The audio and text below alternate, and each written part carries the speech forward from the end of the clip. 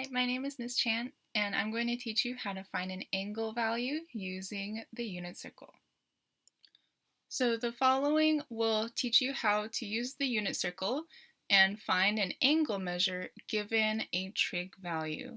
So hopefully you've seen in a previous video that you can look at a unit circle, see an angle, and be able to find that value on the unit circle. If you don't know how to do this, I have a previous video you can click on in the description below.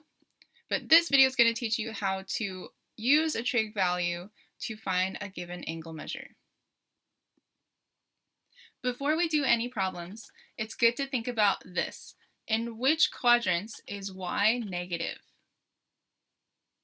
Did you choose quadrant 3 and quadrant 4?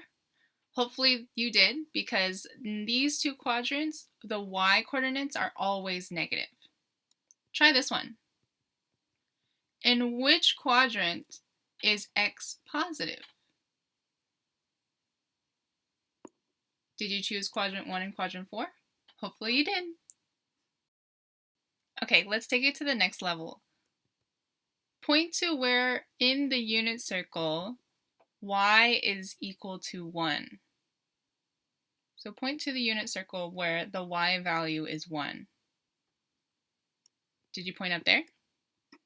Nice job if you did. Let's try another one.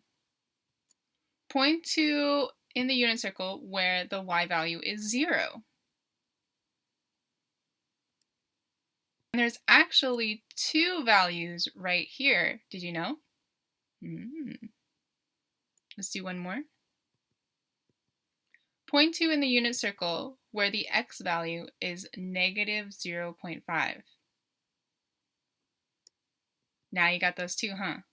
Nice job. I think you get the idea. Okay, now you're ready to solve for these problems. This one says, use the unit circle to find the angle measure given the trig value, and then please provide your answers in radians.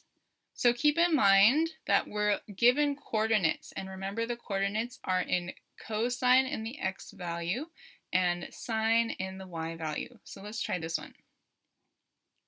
So it's asking us to find the angle measure, theta. This is an angle, and we're looking for that angle that gives us the value of 1 when we put it in cosine. So in other ways, you can think about it like this.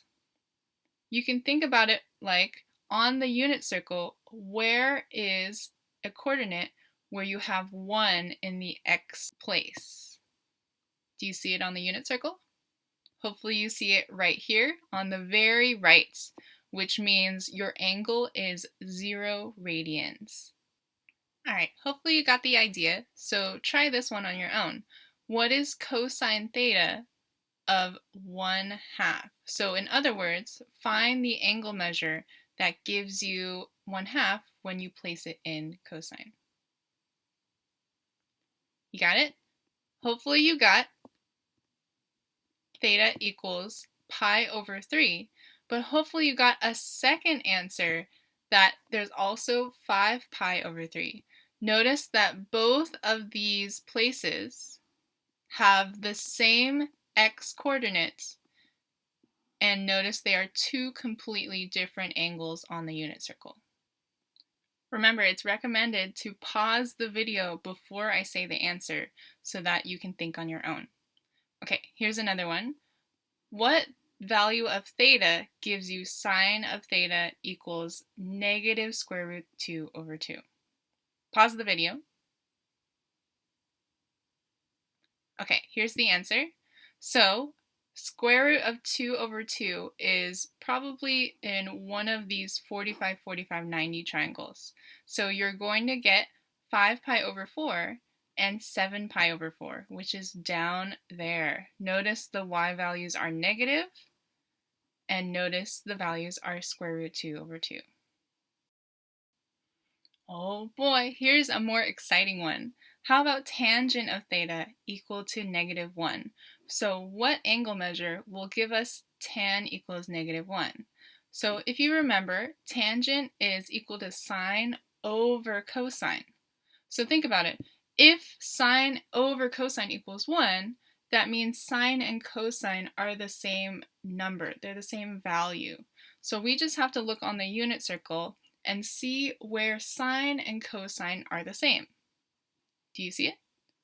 Hopefully you see right here in the 45, 45, 90 triangles. So it's one of these four.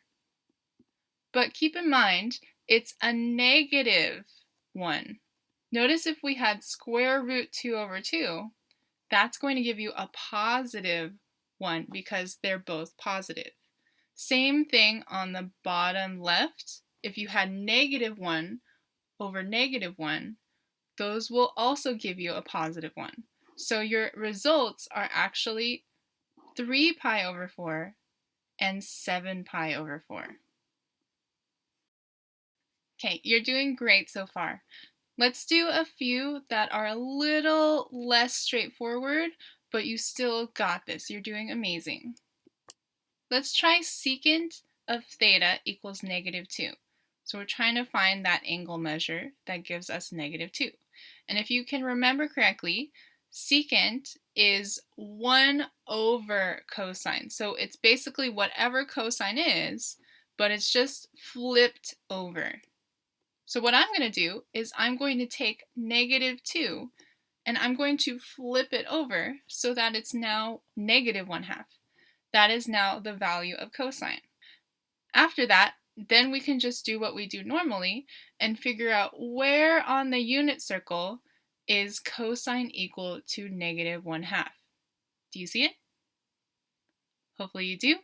It is at 2 pi over 3 and 4 pi over 3. If you're having trouble finding it, it is right here on the negative side where your x values are negative 1/2. You're doing amazing. Let's do this one last one. This one is cosecant of theta is equal to square root of 2. In this one, hopefully you remember cosecant is 1 over sine. So we can figure out what sine is by flipping it upside down. So you got 1 over square root of 2. And we don't really like square roots on the denominator, so what we're going to do is we're going to multiply the top and bottom by square root 2. And you get a result that sine of theta equals square root of 2 over 2. Now you can find it on the unit circle. Do you see it? Find where the y value is equal to square root 2 over 2. And hopefully you get these two values right here, which are 3 pi over 4 and pi over 4. Nice job!